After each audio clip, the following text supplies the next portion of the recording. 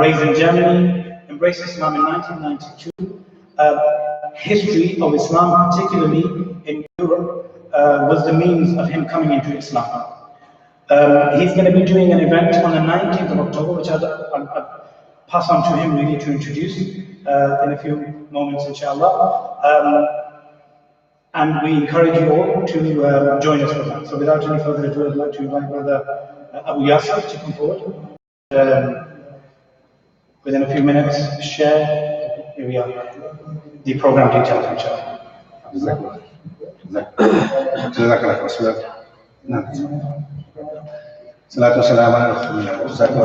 First of all, thank you very much for each and every one of you who give me the opportunity, especially this masjid, to be here and to introduce my work. As I was introduced already, I'm of Greek origin, so it's a small Greek mafia today, right? We're all together, mashallah. So next to betraying our nation, becoming Turks, as they say in Greek, we're also making da'wah, and we're coming out there with the Islamic history. I imagine a Greek is talking about Islamic history.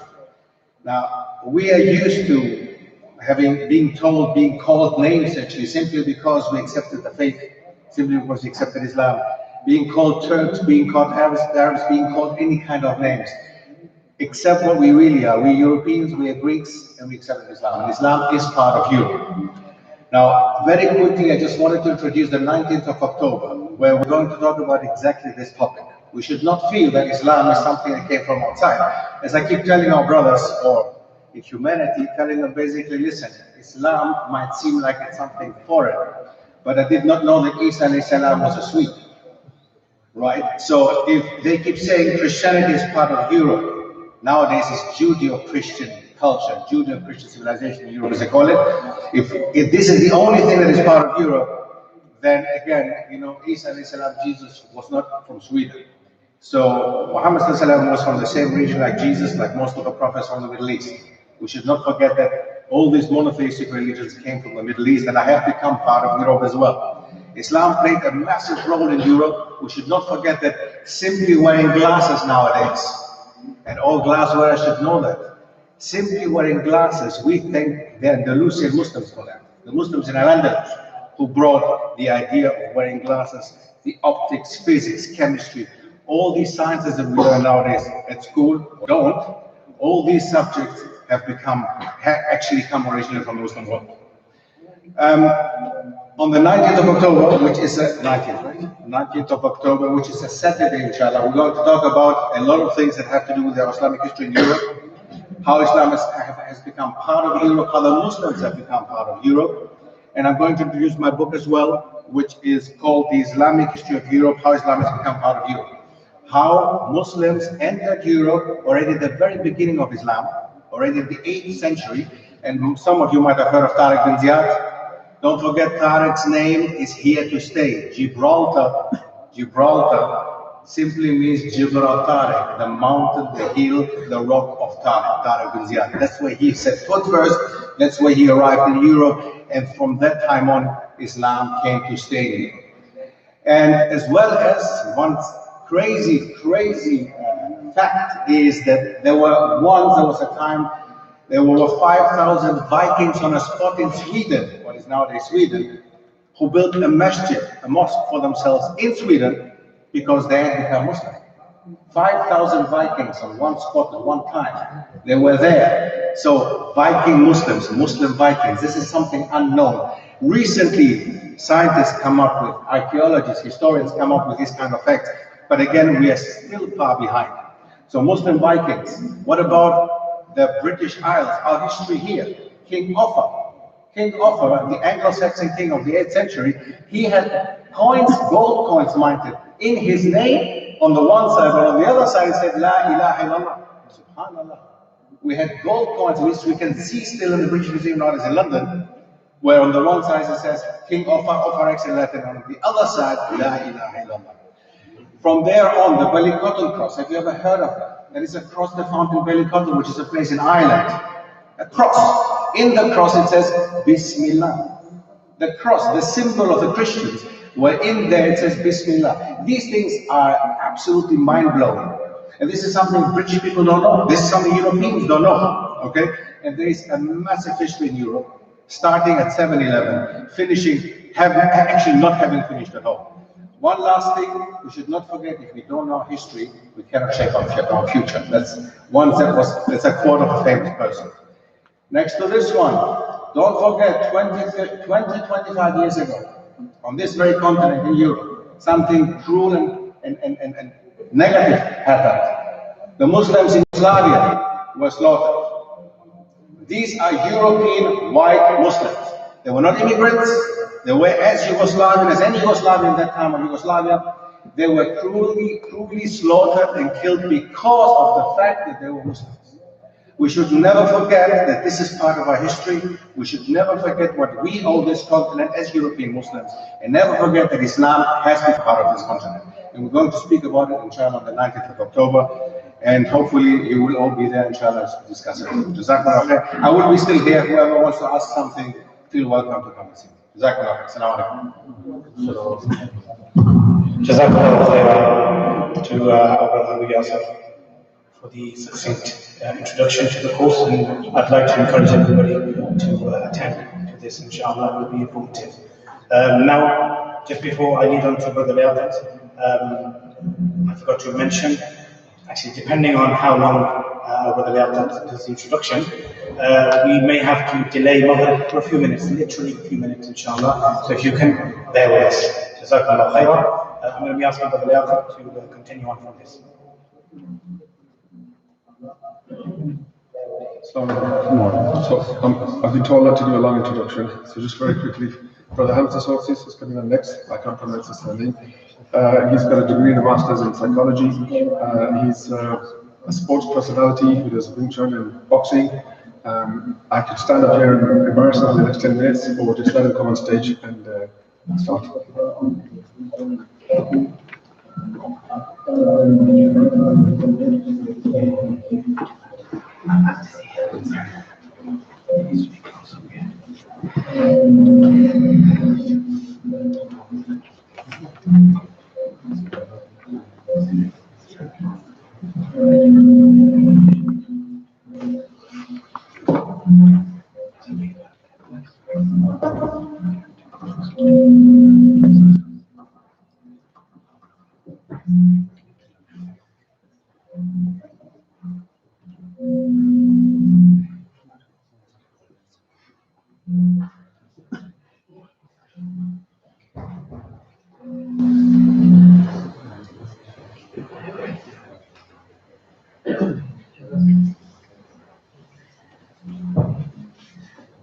Can everyone hear me?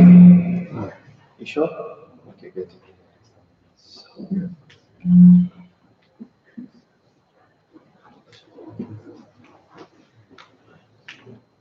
بسم الله الرحمن الرحيم إن الحمد لله والصلاة والسلام على رسول الله. Brothers and sisters, respected guests, respected elders, I greet you with the warmest Islamic greetings of peace. Assalamu alaikum wa rahmatullahi wa barakatuh. Just a quick correction. My educational background is in philosophy, not psychology per se.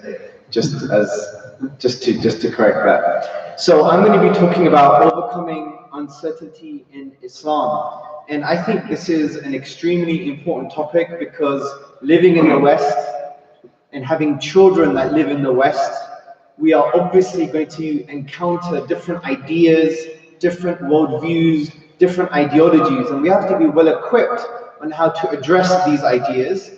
And at the same time, we have to understand that there is a difference between doubtful whisperings and real doubts. And sometimes we conflate the two, and it creates massive spiritual and intellectual confusion amongst ourselves and amongst the youth. And the first thing I want to say with this regard is there is a tradition from the Prophet ﷺ that can be found in Sahih Muslim. It's narrated by Abu Hurairah radiallahu anhu, and the companions of the Prophet ﷺ came to the Prophet and said to him, we find in ourselves thoughts that are too terrible to speak of. And the Prophet ﷺ said, are you really suffering from that? And the companion said, yes. And he ﷺ said, this is a clear sign of iman, of faith. Now what does this really mean? This shows that even the best people, because the best people in the Islamic tradition are the prophets and the companions. So the best people had doubtful thoughts or doubtful whisperings. But notice their intellectual psychological response. Their intellectual psychological response was, we find it within ourselves too terrible to speak of. So there was a kind of terrible dislike over the doubtful whisperings and thoughts that they had. And they acknowledged them as wrong. So if you suffer from this type of doubtful whispering, it's a sign of iman. It's a sign of strength and not a sign of weakness. It's a sign of spiritual strength and not a sign of spiritual weakness. So let me just repeat so you understand. When you get these doubtful whisperings or thoughts, if you understand they are terrible and wrong, you have a negative psychological spiritual reaction. And number two, if you know that they're wrong and not part of Islam, then this is just a doubtful whisper. Okay? So don't think, oh my God, I have these thoughts, I'm not worthy to be loved by Allah subhanahu wa ta'ala, I don't deserve to pray, or I shouldn't be doing this now. This is all from shaitan. Your greatest enemy wants you to deviate away from Sirat al-Mustaqim, from the straight path. So ignore him completely in this regard. So it's very important to understand this prophetic tradition. I want to really understand this. That the Sahaba, the companions, many of the companions said to the Prophet ﷺ that they had terrible thoughts that they don't want to speak of. And the Prophet ﷺ said this is a sign of iman. Because notice two main things that the Sahaba had. Number one, a negative psychological and spiritual response to these thoughts and ideas. They didn't like them. They didn't attach to these thoughts and ideas or whisperings. And number two, that they knew that they were wrong. So this is the type of doubts that you should simply ignore. Before I get into the other type of doubts, I want to talk about certain things which would really make us understand this topic properly. When we talk about doubts, we also have to talk about certainty. Because the opposite of being doubtful is being certain. So what does certainty mean in Islam? Unfortunately, we have secularized our tradition. We have misunderstood the kind of Islamic theory of knowledge, or we have misunderstood Islamic epistemology. Epistemology means the study of knowledge. So we have misunderstood the Islamic paradigm concerning ilm, concerning knowledge. And when you're talking about having certainty, it is not based on an algorithm. We're not computers. Human beings are not computers. You just type in an algorithm and you're going to expect some kind of results. Rather, the idea of certainty in Islam is more like a spiritual and intellectual type of certainty. This is why in the Quran, Allah talks about yaqeen. And there are three types of yaqeen. You have ilm al-yaqeen, which is the yaqeen of knowing. And this type of knowing is the type of knowing that if someone said to you, Parliament in London is on fire, God forbid, but just actually it's a really bad example for Muslims, right? But I think you get the point. Say they said, Green Lane Masjid is on fire, okay? Now that is a form of ilm al-yaqeen. If you trust that person and you think he's trustworthy and you can believe his say-so, then this is a form of ilm al-yaqeen. Likewise, if you read it on the newspaper, Green Lane Masjid is on fire, may Allah protect the masjid, that is a form of ilm al-yaqeen. Then there is another level of yaqeen, which is ayn al-yaqeen, the yaqeen of the eyes, the seeing it. right? Seeing it for yourself. And that's equivalent of you looking at Green Lane Mosque and you can see it's on fire. Then there's another type of certainty in Islam, which is haqq al-yaqeen, which is, how can I explain this? It is true because you're experiencing it yourself, but it's true by virtue of that form of knowledge that you're experiencing. Let me explain this by an example. Haqq al-yaqeen would be as if you're in Green Lane Mosque and you're in the fire, right? So this is like the three types of yaqeen. Yes, there's more details to this, but for today's discussion, that should be enough. So what is this teaching us? That there are levels of yaqeen. It's not simply a button that you press and all of a sudden you have some kind of robotic, mathematical, absolute certainty. 1 + 1 is equal to 2. Because when we're talking about the concept of certainty, certainty really is in the heart. Because when you talk about the qalb, when you talk about the spiritual heart, you also have to talk about the aql. And the aql is not here. The aql is here. Because according to the ulama, the scholars, the aql is a function of the qalb, is a function of the heart. So, let me just repeat. You're not alone. Even the Sahaba had doubtful whisperings, but they acknowledged them to be wrong, and they acknowledged them from, rather than acknowledge them, well, they acknowledged them to be wrong, but they also had a negative psychological reaction to those doubtful whisperings. And also, when you're talking about certainty, you need to understand that there are levels of certainty. There are levels of certainty, and that's why we can fluctuate within these levels of certainty. And certainty lies in the heart, not some kind of abstract brain like a robot. So there's a kind of spiritual and intellectual understanding of certainty in the Islamic tradition. Now, before I move on to other types of doubts, I want to talk about now the correct lenses that we must have to understand the human being. Because think about it, when we're talking about doubts or certainty, we're talking about the human being. So why do you want to jump straight away to talk about doubts and certainty? First talk about what the human being is. Because if you don't know what a human being is, as it is, as Allah defined the human being, then whatever you're going to talk about is not going to make sense. Because we're not talking about the doubts of a frog. We're not talking about the certainty of a chimpanzee, right? Are we talking about that? Are we talking about the doubts of a rat? Or the certainty of a hyena?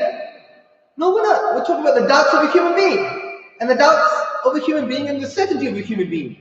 So before you talk about them, let's first talk about what the human being is. You're probably thinking, Hamza, you've gone crazy. Why are you talking about a human being? I know what a human being is. Really? Do we? Do we know what is a human being? To be human? I don't think we do. We have to go back to basics. So when you're thinking about the human being, we're not thinking about, yeah, you know, I have a body and I have a brain and I'm alive and I have a soul and that's it. No, there's more to it than that. The human being, yes, is a body, is a badan, but also we have an aql, we have a qalb, and the aql, the intellect, is a function of the qalb. We have a ruh, we have a soul, we have a nafs, and we have a fitrah. The fitrah, let's just read on the fitrah. The fitrah is the natural state that is created in every single human being. The fitrah, the word fitrah in Arabic comes from the triliteral stem, fa-ta-ra, fatara. And you have words like fatrun and fatrahun, fatrun and fatrahu. You have, Allah created something within us, and that thing that's within us has forms of knowledge. Call it proto-knowledge, which is the Greek word, by the way. First, proto-knowledge or primary knowledge.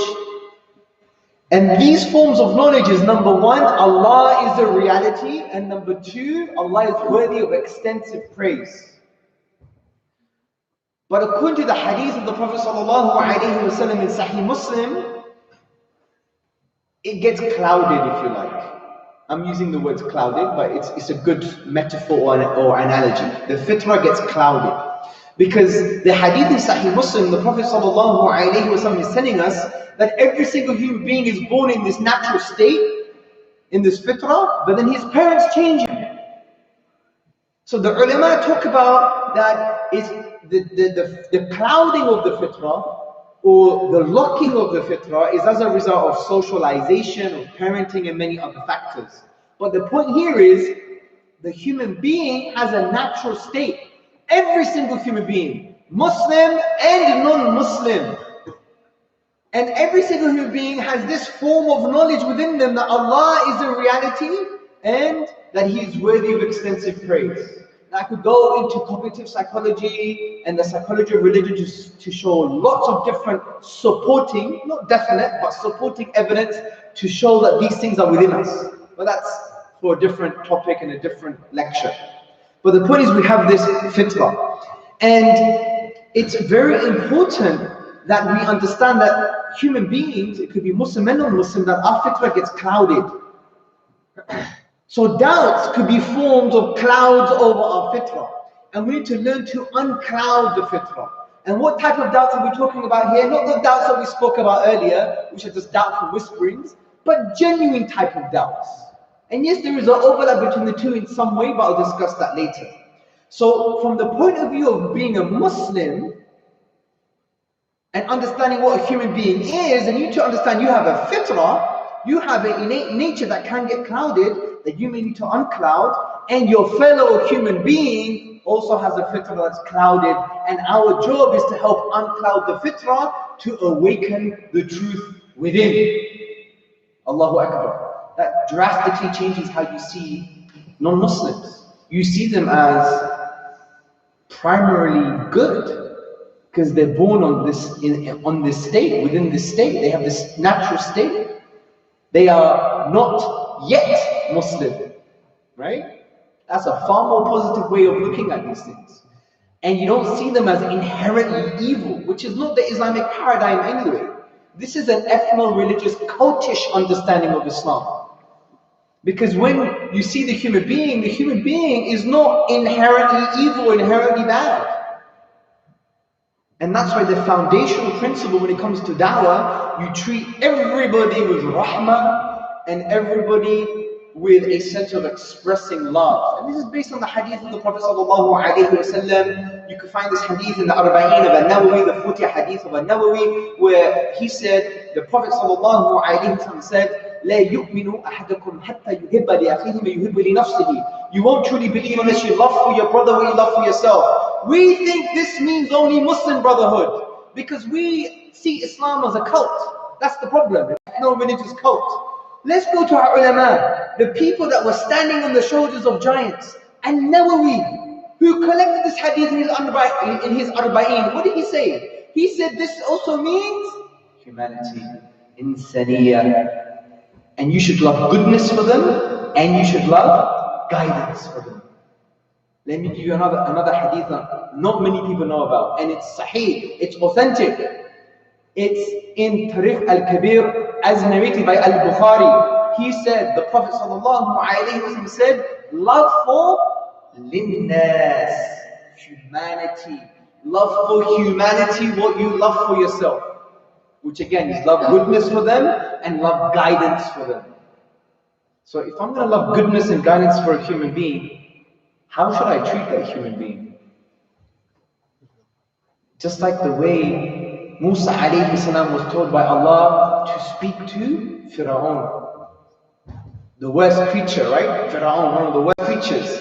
Allah says, speak with lean, layyinan, to Fir'aun, which means mildly and softly. Al-Qurtubi, the classical scholar who explained the Quran, he basically said that if Musa alayhi salam had to speak to Pharaoh nicely and mildly and kindly, then imagine how we must speak to everybody else. As one scholar once said, you're not Moses, and the person you're talking to is not a Pharaoh. Alright? So, moving on from this, now, there are some doubts that are what I would call kind of valid doubts. Now, I want to be careful here. What I mean by valid doubts are not doubts that should take someone away from Islam, no. But they could create questions and we need to deal with them in the appropriate way. And it's not always dealing with them in a rational manner. It might need a social response, or it might need a spiritual response. So there are a few things I want to go through. Number one, intellectual doubts. Number two, ethical doubts. Number three, social doubts. Number four, doubts caused by lack of spiritual connection. And number five, doubts caused by parents. So, number one, the intellectual doubts. We have to understand that we live in the why generation, meaning that we ask the question why. And it's very important that we go into our classical tradition and we find the intellectual answers that we're seeking. How do we know the Prophet ﷺ is the final prophet? How do we know the Quran is from Allah subhanahu wa ta'ala? These answers have already been dealt with in our classical tradition. We're standing on the shoulders of giants. Our job is to make them contemporary, to contemporize them, to make them applicable in our current context. But it's already been done. You have the likes of Al-Ghazali, the 11th century theologian, who spoke about many different proofs concerning Islam. You had even Al-Baqilani, who talked about the ijaz of the Quran, the miracle of the Quran from a linguistic point of view. You have so many different scholars that articulated a rational positive case for Islam, and we need to start to unravel those arguments in a contemporary way. But when I'm talking about intellectual doubts, I want to focus on one thing for now, because there's so much we can talk about, and I want to give you an answer in the form of a principle. From my experience, the main cause of doubts, especially amongst our youth or our intellectual folk, is basically science itself. And they say, look, science works, science is amazing, look what it's produced, it's phenomenal, there are some scientific things that I can't somehow, correlate to the Islamic tradition or to the Quran or to the Hadith. And so I'm going to be in a state of doubt. Excuse me. Now this is based on a misunderstanding of what science is in the first place. And what we've done from an epistemic point of view, from a study of knowledge point of view, we've made human knowledge weigh as heavy as divine knowledge. And that's one of the major problems. And we do this subconsciously in our communities as well. Now, if you study the philosophy of science, you would understand that science doesn't lead to absolute certainty, right? There's no haqq al-yaqeen in science from that point of view, yeah? And that is the beauty of science, and scientists and the philosophers of science say this is one of the beauties of science, because science is supposed to change and progress. It's dynamic, it's not static. And one of the reasons that science is dynamic is based on something called induction. Induction. What is induction? And I'm not talking about mathematical induction. Induction is the thinking process where you move from the known to the unknown. Induction is the thinking process where you move from the known to the unknown, from a limited set of data, and you conclude for something that you have yet to observe. So you're moving from what you have observed, which is limited, and you derive or you make a conclusion about something that you have not yet observed.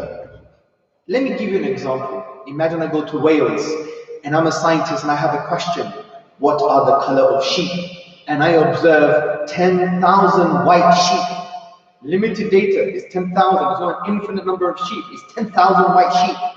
But that's a lot of data. So what do? I use induction. Move from the known to the unknown. I move from the limited set of data and I conclude for something I haven't observed. So I say the next sheep is going to be white. Allahu Akbar.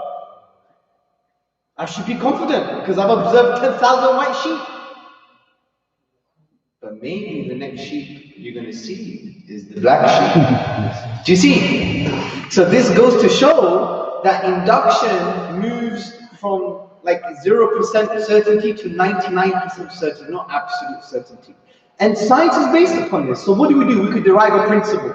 The principle is this: there can always be another observation that contradicts your current observations that were the basis for your current conclusions.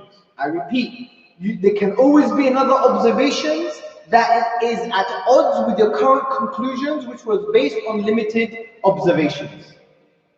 Even Richard Dawkins, the evangelical atheist, he says in his book, I think it's called The Devil's Chaplain, he talks about Darwinism. He says, I forgot how many years he said, but I think it was 10. In 10 years, our scientific advancement, because more data is going to be at our disposal, we'll discover new observations. It may change Darwinism the way we know it today. So this is the principle for you to understand. It will solve most of the problems concerning an intellectual doubt when it comes to science. It can change. There are no Moses tablets in the scientific tradition.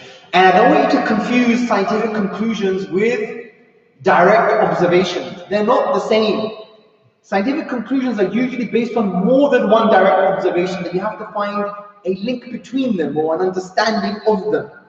One direct observation is not science. If I go and look at the moon and say, oh, the moon is round, that's not really a scientific conclusion. That's a direct observation.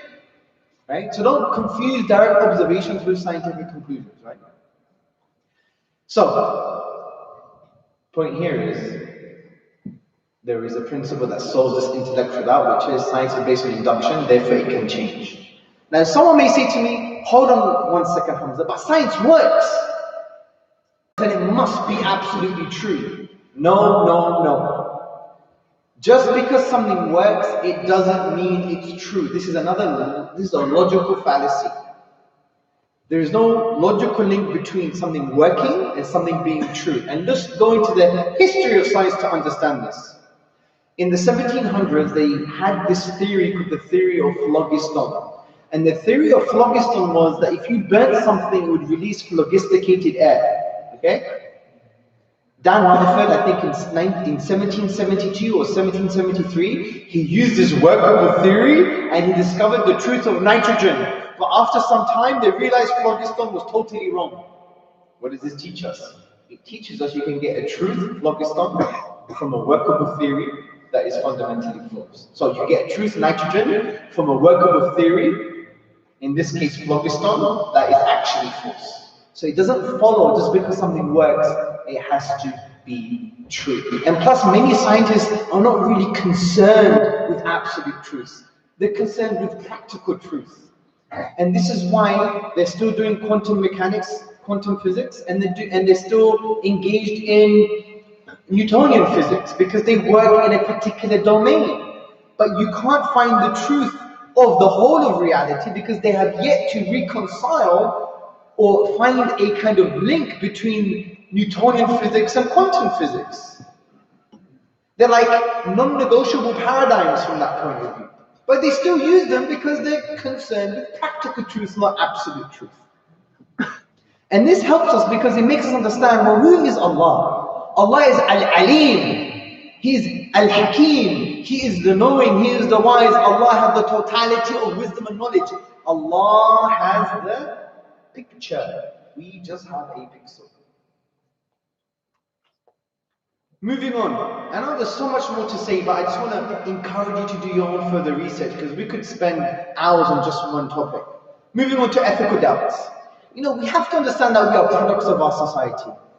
If you study social psychology, you will see that people will change their opinions just because of groupthink. This is well known, even amongst academics. Even amongst academics, you've got a bunch of academics that say one thing and it's totally false, and you have one academic that is saying something else, saying the truth. The person who's saying the truth because he's on his own, he would basically dismiss his opinion and adopt the wrong opinion. This is well known in social psychology. Many studies have shown this to be true. Even studies, the famous study, the Zimbardo study, Philip Zimbardo, he did the prison study, where he had participants to stay in a prison for around 2 weeks, and some of them were prison guards and others were prisoners. And after some time, they actually believed they were really prisoners. Right? It was insane. They got influenced by the kind of environment. Notwithstanding, it's important to understand that we are products of society.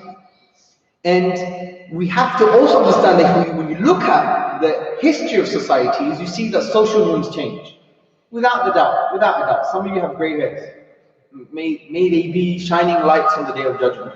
And you would realize, if you remember when you didn't have grey hairs, you could see that social norms were probably different, right? Social norms change.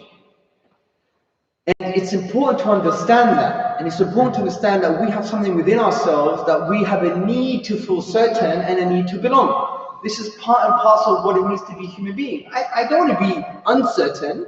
I want to be certain, right? I don't want to be disenfranchised. I don't want to not belong. I want to belong. And funny enough, in social psychology, this is actually what helps develop the social norm. It's called informational social influence and normative social influence. Informational social influence is that I want to feel certain, and if I'm not feeling certain about something, I'm going to go to the group, the dominant group. So from our conversation point of view, if I'm not certain about something about Islam, and I go to my subgroup, my local community, and they're not providing answers, I'm going to go to the dominant group. And if the dominant group is atheistic or secular, then reap what you sow. So if a youth goes to a Maulana or an Imam and says, I have a doubt, and he says, just say, astaghfirullah 100 times and go away, if he doesn't relate with him, and then he goes to the other Imam, then he goes to the other uncle, then he goes to his parents, and there's no answers, well, he's going to go to the dominant group just to find that type of certainty. So it's very important for us to create an environment, an open environment, that we're able to answer these questions for our youth and even for ourselves. The other form of social influence is normative social influence, which is based on my need to belong, right?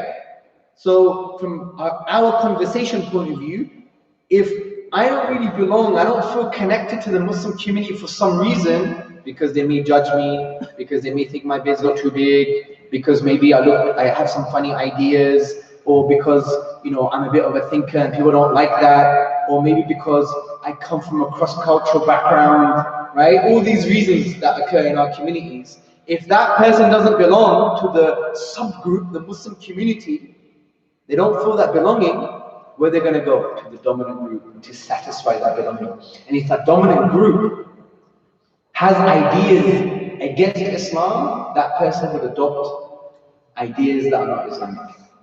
This is well known. So it's very important for us to create an environment that is belonging. We don't have the luxury to think that everyone is going to be like the Sahaba. We don't have the luxury, right? And even having that mindset is just an egocentric mindset anyway, right? Because are you like the Sahaba? No. So what's your problem? Just remember where you came from, right? Were you practicing all your life? Were you catapulted from your mother's womb with a topi and a beard and a tasbih? No, you weren't. You had a journey. Everyone has a journey. Who helped you on that journey? People who are tolerant and sincere and loving and kind and follow the sunnah. Okay, well, let's do that. You see my point? So this will deal with the kind of, this doesn't deal with ethical doubts, this will show social doubts, because the doubts from society, if we create this sense of belonging and we answer questions, we create that sense of certainty within our communities, then it would solve the social doubts. Let's move on to ethical doubts. Now, obviously, as we said, society changes. Sometimes people point the finger at Islam. 100 years ago, they would appreciate something about Islam, but today, because social norms have changed, they actually don't appreciate some things about Islam. It's very important to understand that it is Allah who draws the line. Because when you talk about ethics and morality, you have to understand that, well, who is the one who draws the line? Who is the one that can actually tell us what is truly good and what is truly bad? Yes, we have a fitrah understanding of the basic good and bad, and all human beings have that. But as a moral worldview, as an ethical worldview, someone has to draw the line. Who is it going to be? Me, you, or Allah subhanahu wa ta'ala? It's Allah. Why? Because Allah is Al-Bar. He is the source of all goodness. He is good. And Allah subhanahu wa ta'ala would draw the lines for us via His commands in the Quran and the Sunnah. And Allah's commands are not arbitrary commands. Allah's commands are a derivative of His will, which is in line with His nature. What is Allah's nature? Ar-Rahman, He is the intensely merciful. Al-Wadud, He is the loving. Al-Bar, He is the source of all goodness. So His commands are in line with His love, mercy, wisdom, knowledge. And this is very important to understand.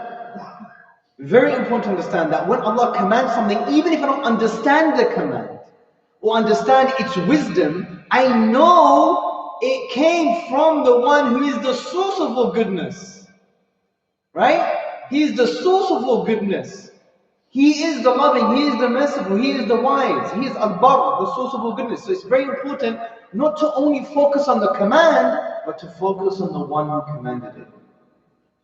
Like Ibrahim alayhi salam. The Anbiya, they knew that even if they couldn't really understand some of God's commands, Allah's commands, they knew who Allah was. And that solved the ethical doubt, if you like. And it will solve our ethical doubts. Don't get me wrong, a lot of people that say that this is ethical in Islam and this is not ethical in Islam, sometimes we have a misunderstanding of what actually Islam is actually saying. So it's our job to ask those who know, it's our job to use our minds to understand what is really Allah subhanahu wa ta'ala telling us in this situation. Moving on to doubts caused by lack of spirituality. Now, it's very important that some doubts may not have a social basis. Some doubts may not be valid doubts like, oh, I have an ethical question. Some doubts may have nothing to do with intellectual gymnastics. And from my experience, a lot of people who have these type of doubts, fundamentally it's because of a lack of spiritual connection. It is so important that we understand Islam as it is, not as we want it to be. And Islam is not a robotic intellectual tradition. Islam, yes, has a lot of rational things within it, but Islam is also a spiritual tradition. And it's so important for us to focus on both of these aspects, not just one. So in the context of spiritual doubts, it's very important to teach ourselves and teach our communities why Allah is worthy of worship. This is our raison d'etre, it's our reason for being, it's our reason for existence. I find it so confusing that we teach our children to pray, but we don't teach them why they should pray. Meaning, why is Allah worthy of glorification and praise? Why Allah is worthy of gratitude? The Quran spends time to explain these fundamental elements of why Allah is worthy of praise and worship. The first line of Surah Al-Fatiha, Alhamdulillahi Rabbil Alameen. All gratitude and perfect praise belongs to Allah, to the Lord of everything that exists. Explain what that means, how we could justify that. And the Quran spends lots of time doing that. And this, yes, may sound intellectual, but it's very spiritual because you're answering the spiritual basis of your life that you're here to worship Allah. Some people don't even know what worship means. You know, sometimes when I say to people, worship entails that you know Allah, you love Allah, you obey Allah, and that includes you're humble before Allah, and it includes that you direct all internal and external acts of worship to Allah alone. That's worship. Wow, never heard that before, right? Worship is adoration. We adore Allah, we obey Him, we're humble before Him, we understand our need. He is independent, we are dependent. And these things are very important. So we have to explain to our children why Allah is worthy of worship. And I can't do that right now, but there's lots of stuff online for you to explore. I wrote an essay on this, it's called 7 Reasons Why Allah is Worthy of Worship. It's also a lecture on YouTube, check it out. From a spiritual point of view, we need to understand that a lot of doubts, or even kufr, rejection of truth, comes from hawa and kibr. Hawa, desires, and kibr, arrogance. And we need to basically deal with these things within ourselves and help our youth understand what is that base desire that we want to fulfill and how to control that. And also to understand when we have that kibr, that arrogance and that ego. Right? And when we think we're better than others and when we're rejecting the truth, as per the words of the Prophet ﷺ. What are the spiritual tools to solve these problems that we always want to fulfill our desires and that we have arrogance? How do we solve these problems? A lot of it lies in just tadabbur of Quran. The Quran is a very heavy book. If you ponder over the words of Allah subhanahu wa ta'ala and you really internalize them, they will diminish your ego over time. Allah mentioned to us, who are you basically? You are nutfa min maniyin. You are a nutfa, a mingled fluid from a despised fluid. And you think you're somebody now. You think you were catapulted outside of your mother's womb with a briefcase and a tie and a bank balance. Who are you? Right? Wasn't there a time when you weren't even mentioned? Allahu Akbar, Allah says this, right? Who are you? You want your name everywhere. There was a time you weren't even mentioned, bro. There was a time when you were a baby. Allah mentions this in the 22nd chapter, the life cycle of the cycle of life. You started as a baby. Focus, reflect, do tadabbur on what it means to be a baby.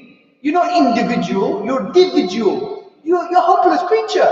You take a newborn baby and put it in the corner of a room. Leave it for 2 weeks. You tell me it's still gonna cry and smile. It's gonna die. You couldn't even lift your neck. You couldn't even wipe your posterior. You couldn't even feed yourself. And now you think you're self-sufficient. Right? This is absurdity. Even our very presence in this room was as a result of so many different variables outside of our control. And all of those things are ultimately dependent on Allah subhanahu wa ta'ala. So this deals with aspects of, arrogance. So the point here is we need to focus on the kind of spiritual aspects of Islam, which is part of the Quran and Sunnah. The dhikr of the morning and the evening, the du'as in the morning and the evening, the tadabbur of the Quran. A neglected practice. I don't believe we teach our children to memorize Quran without understanding its meaning. If you have that attitude, there's totally something wrong with you, in my opinion. Khalas. There's something wrong with you. The words of Allah subhanahu wa ta'ala, you're telling your children to memorize them, but you don't have also a focus to understand them. May Allah protect us, and may Allah help all of us. Don't get me wrong. Just memorizing Quran and just reciting it is barakah, it's a mercy, it's a shifa, it's rewardable. I agree, absolutely. But if you're focusing on that without doing what Allah really wants you to do with the Quran, which is tadabbur. أَفَلَا يَتَدَبَّرُونَ الْقُرْآنَ? Do they not reflect on the Quran, or they're locked on their hearts? Think about it. Our hearts are locked when we have doubts. Our hearts are locked when we don't have certainty. Our hearts are locked when we don't obey Allah and when we reject Islam. Your heart, my heart is locked. Allah is giving you the solution. Allah is not saying, keep on reciting the Quran and not understanding it and your heart's going to be unlocked. Allah doesn't say that. Does Allah say that? Where does Allah say that? Does Allah say memorize the whole of the Quran, your heart is going to be unlocked? Of course not. I know people who memorize Quran and some of them are disgusting human beings. Come on. Allah is telling you, tadabbur. Ponder over the book of Allah and your heart will become unlocked because you can mirror the meaning. Because if Allah says, do they not ponder over the Quran or the locks on their hearts? This means the more pondering you do, the more your heart becomes unlocked. Allahu Akbar. And this would hopefully unlock our hearts so we can receive the guidance and mercy of Allah subhanahu wa ta'ala. So there's many other strategies to do with hawa and kibr, such as remembering death, understanding Allah's greatness, understanding our limitations. There's many things concerning the cause of spiritual doubts and solving them. I mentioned the dhikr in the morning and the evening, the du'as in the morning and the evening. Also the recitation of the Quran, even if you don't know it, recitation of the Quran is a shifa as well, but also the tadabbur of the Quran, which is very powerful. It unlocks your hearts. And there's many other things that we could do, like even just doing good deeds and being excellent with our good deeds. Allah says in the Quran, isn't the reward for ihsan other than ihsan? Isn't the reward for goodness other than goodness? Finally, doubts caused by parents. Unfortunately, brothers and sisters, parenting has been linked to one of the major causes of our doubts. There was a paper written by Ruhi Tahir from Yaqeen Institute. It's called The Importance of Conscious Parenting and Raising Confident Muslims. And she quotes Eric Dolan, and it's a paper in Sidepost, published in 2018, and it's titled How Parents Act on the Religious Beliefs Linked to the Onset of Atheism in Their Children. And he says people tend to become atheists at a younger age when their religious parents talk the talk, but they don't walk the walk. The study provides evidence that exposure to religiously motivated actions plays an important role in the onset of atheism in their children. So it's very important, very, very important for us parents to take the advice of Luqman alayhi salam. Although he advised his son, but we know the Anbiya were not hypocrites.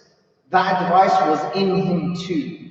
Because the study shows that if you want your child to be religious, but you don't act religious, this demotivates the child, and young children become atheists or they have doubts because we're not very religious. We may pray 5 times a day in the masjid, have long beards and a topi, and look the part. We may be part of this ethno-religious cult that we've created, but when at home, we're slapping their mother.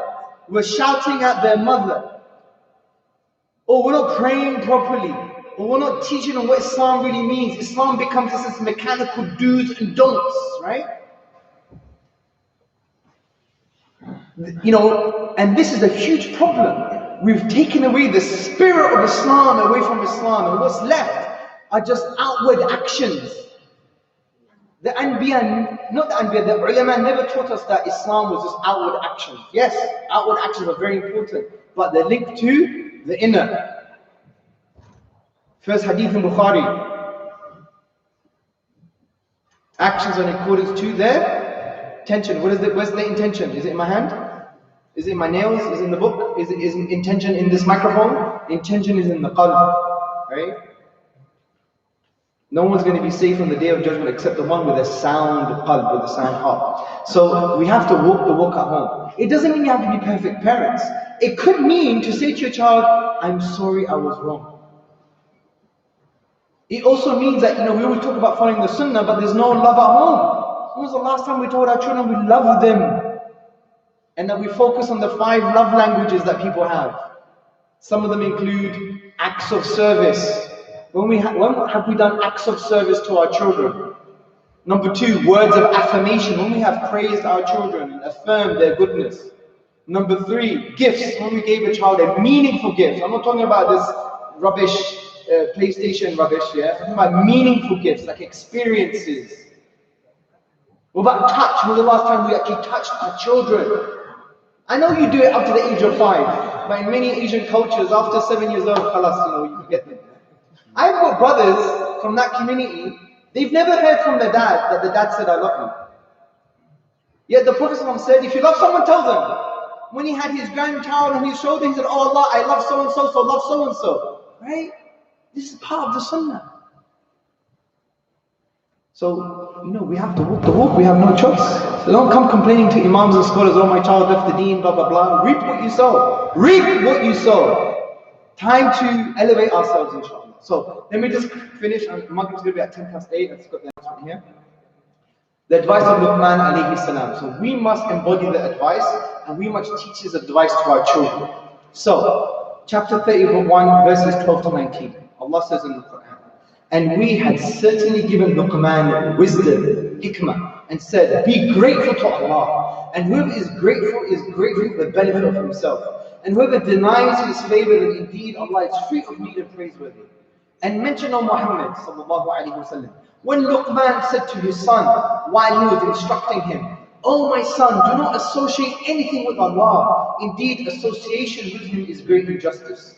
And it continues, and Luqman said, oh my son, indeed, if wrong should be the weight of a mustard seed, and you should be within a rock or anywhere in the heavens and the earth, Allah will bring it forth. Indeed, Allah is subtle and acquainted. Oh my son, establish the prayer, and join what is right, forbid what is wrong, and be patient over what befalls you. Indeed, all that is of the matters requiring determination. And do not turn your cheek in contempt towards people, and do not walk through the earth exultantly. Indeed, Allah does not like everyone self-deluded and boastful. And be moderate in your pace and lower your voice. So there are 1, 2, 3, 4, 5, 6, 7 main lessons that we need to teach ourselves and teach our families. This is the advice of Luqman alayhi salam to his son.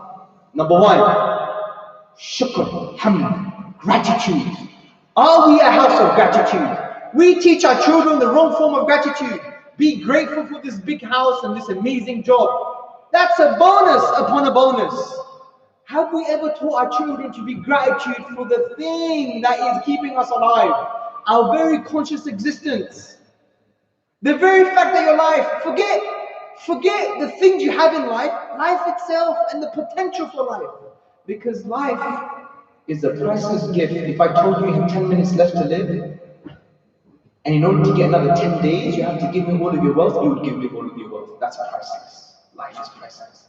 But we don't earn or deserve it. Yeah, Allah gives us these moments of our existence that we don't earn or deserve, and it's freely given to us. So if it's true we receive something for free, that is priceless, that we don't earn or deserve, how should it make you feel? It should make you feel grateful. Forget having, 55 rotis a day and 5 curries. That's a bonus. In actual fact, that's probably not even barakah. That could be a curse. Overeating is a curse, as you know in our spiritual tradition. Yeah. So be grateful for the essence of life, and anything above this is an extreme bonus. So teach our children about the true meaning of gratitude and hamd, which is we praise Allah because of Allah, not because He's given us anything. If we could praise football stars, if we could praise MMA martial artists, and we could praise nasheed singers and poets because of their attributes of singing and athleticism and football or whatever the case may be, what does it mean about praising Allah subhanahu wa ta'ala? His attributes are not limited like a human being. They're perfect, they're maximally perfect, with no deficiency and no flaw. So we should praise Allah because of who He is, not because He's given us anything. Yes, Allah gives us blessings, but fundamentally we must have hamd. What is hamd? Shukr is saying thank you for giving me something. Hamd is praising you and thanking you because of who you are. That's what we should do with Allah subhanahu wa ta'ala. There's more to it than that, but I have to summarize. Number 2, avoid shirk and understanding is evil. The basis of our life. Make sure your children and you understand that shirk is the worst evil and tawheed is the greatest good. If you don't understand this at home, your morals are going to finish. Your Islam is going to be diminished. Because when they fail in their GCSEs, they get told off more than not praying. So psychologically and subconsciously, what's this going to happen within the child? When they do one immoral thing, they may shout back at you, which is very wrong, of course.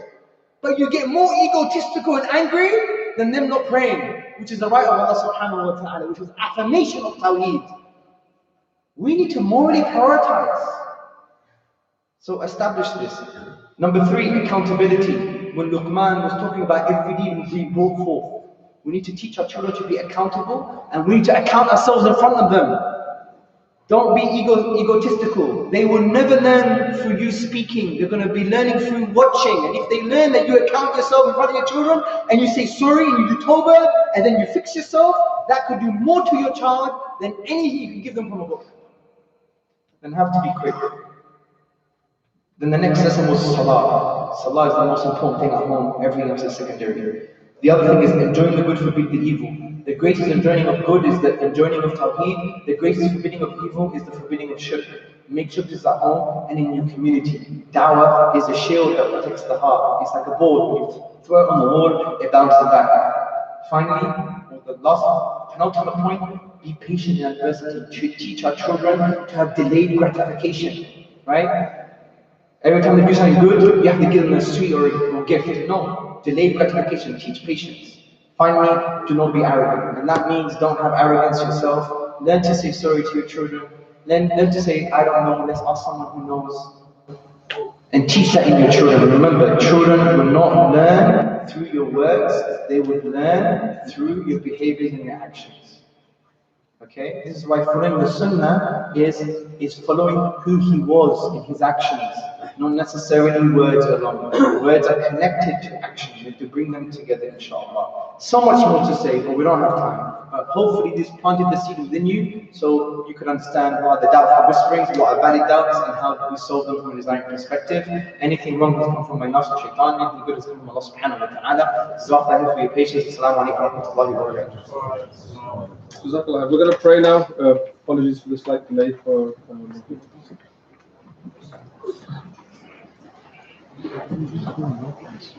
straight. Allahu Akbar, Allahu Akbar, Allahu Akbar, Allahu Akbar. أشهد أن لا إله إلا الله أشهد أن لا إله إلا الله أشهد أن محمدا رسول الله أشهد أن محمدا رسول الله حي على الصلاة حي على الصلاة حي على الفلاح حي على الفلاح الله أكبر الله أكبر لا إله إلا الله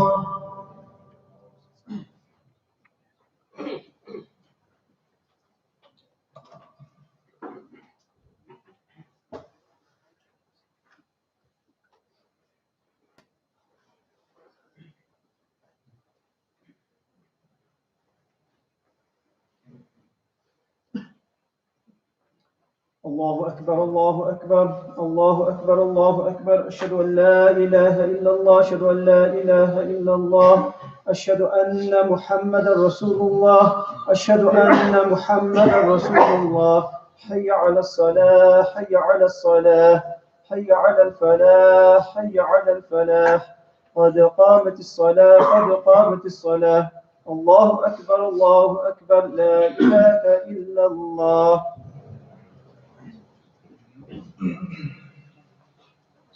استووا اعتدلوا الله أكبر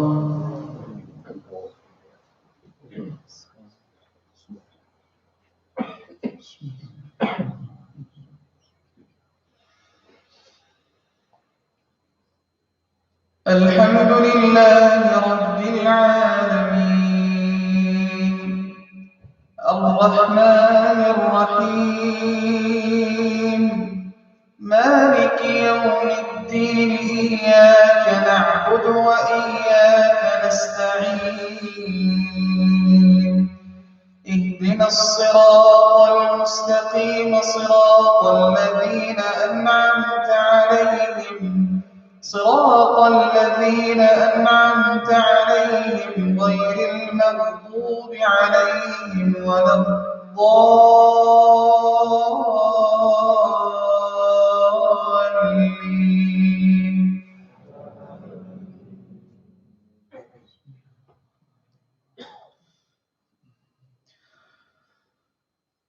وما قدر الله حق قدره إذ قالوا ما أنزل الله على بشر من شيء قل من أنزل الكتاب الذي جاء به موسى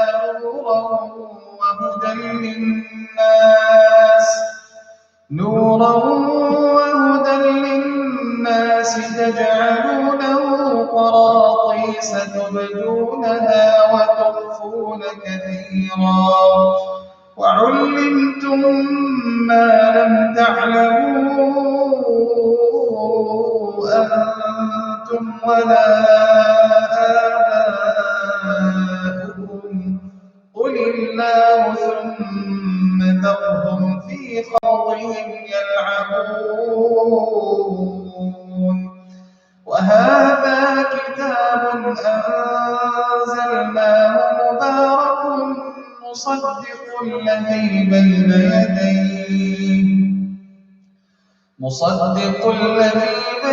يديه ولتنذر أم القرى ومن حولها والذين يؤمنون بالآخرة يؤمنون به وهم على صلاتهم يحافظون الله